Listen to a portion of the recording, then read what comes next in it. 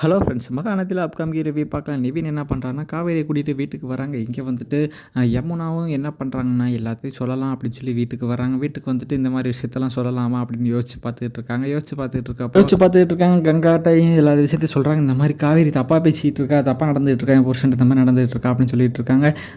வந்து கேட்குறாங்க, சார் அது என்னடி பேசிட்டு எனக்கு ஒன்றும் புரியலங்கிறப்ப, அம்மா இவன் லூஸ் மாதிரி தான் பேசிகிட்டு இருப்பாமா அப்படிங்கிறாங்க. அந்த இடமே காவேரி அங்கே வர்றாங்க. வந்து அவங்களும் பேசுகிறாங்க.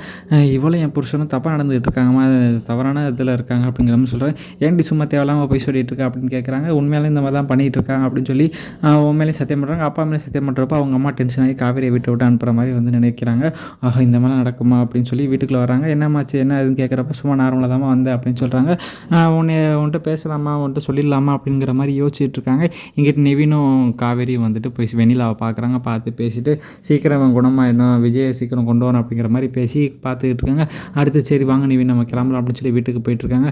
சொல்லிடலாமா வேணாமா அப்படின்னு யோசிச்சுட்டு இருக்கப்போ, வேண்டாம் இப்போதைக்கு சொல்ல வேண்டாம் அப்படிங்கிறப்போ கிளம்பலான்னு போகிறப்போ நிவின் வந்து காவேரியை விடுறதை பார்க்குறாங்க. ஆஹா, இவங்க 2 பேரும் ஒன்றா தான் சுற்றிட்டு இருக்காங்களா அப்படின்னு சொல்லி அப்போயும் அவங்களுக்கு சந்தேகம் வருது. அடுத்து நிவினும் யமுனாவும் கிளம்பி போயிடுறாங்க. காவேரி வீட்டுக்கு வராங்க. வீட்டுக்கு வந்து என்னடி ஆச்சு, என்ன ட்ரைனிங்லாம் சூப்பராக முடிஞ்சாங்க கேட்குறப்ப, நல்லபடியாக முடிஞ்சுமா அப்படிங்கிறாங்க.